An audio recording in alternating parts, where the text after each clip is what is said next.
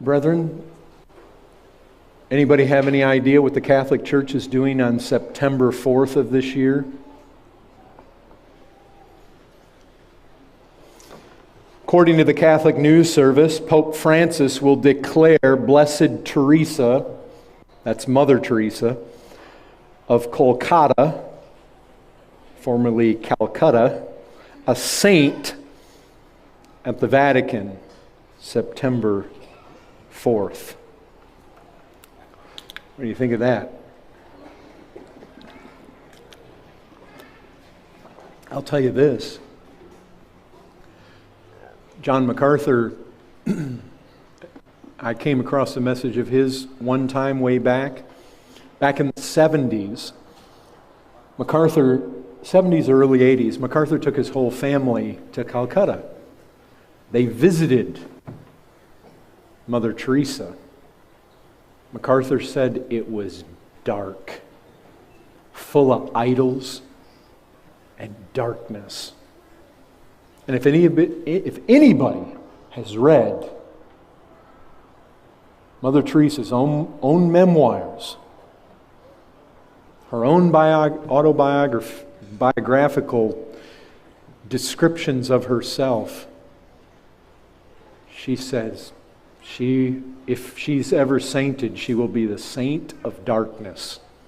She had no sense of God's presence in her life. The Catholic Church is going to canonize this woman September 4th. I read a very pathetic email online this week. A 15-year-old Catholic student asking, how can I become a living saint? You know what the Catholic Church says? One, become a Catholic, because everybody they make a saint was a Roman Catholic in these days.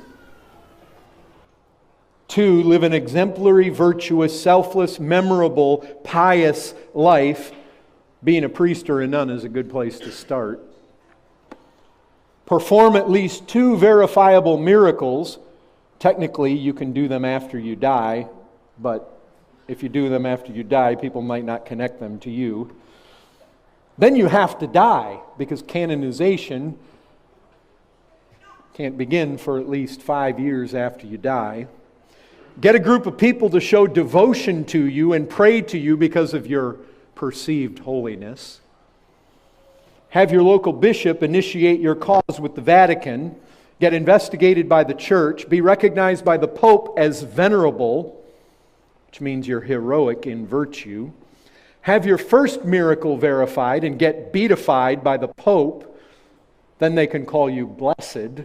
That's why they call her Blessed Teresa, because she's already had that done. Get your second miracle verified, and then you get canonized. And then you have your own feast day. Churches can be named after you, and people can venerate you. In fact, they are supposed to venerate you, and they can pray to you. And I'll tell you this, we need to reject the abominable practices. And one of the problems is that many of us, we live in San Antonio, heavily Catholic. Maybe you're not exposed so much to it. But I know some of you have Catholic families. You come out of Catholic backgrounds. This abominable idea of what a saint is. And I was exposed to it. I know that. I can remember, my mother went to St. Augustine High School. And my grandfather had a little statue of St. Andrew that was glued to his dashboard. What is he? Is he like the saint of transportation or something? Maybe he is. I don't know. Why would you have that there? But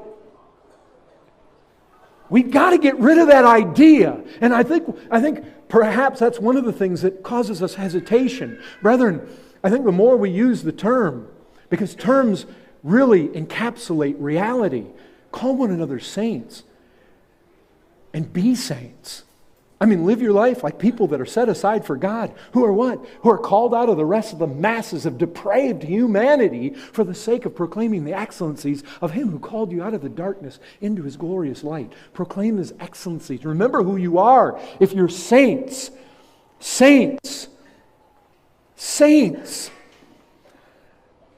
Brethren, to the saints who are in Ephesus, to the saints, who's he talking to? To the people with the halos over their heads? Listen, brethren, when you go through Ephesians, you know what? He starts out by saying to the saints. And as you go through, remember this? He says, let the thieves no longer steal.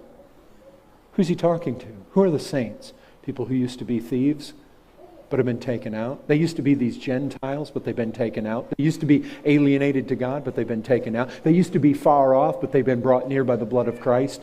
Who are they? Wives, submit yourselves to your own husbands. Husbands, love your wives as Christ. They're husbands and wives. Children, you're to honor your parents. He's speaking to children. He says slaves. Slaves need to submit to their masters. Masters. Who are the saints? You know what? They're the common former thieves. Husbands and wives and children and slaves and slave owners.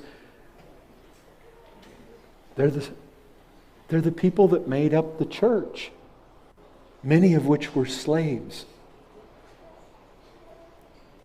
You know what? They're not people that the Roman Catholic Church has to recognize. God recognizes them.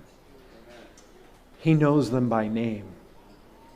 All those slaves that Paul was talking to there, slaves. God knows everyone by name, and they are with Him, and they are beholding Christ face to face. And the Roman Catholic Church, with all their abominations, need not remember any of them. They're saints. They're gods. They're different. The mark, that's God's mark. Sainthood.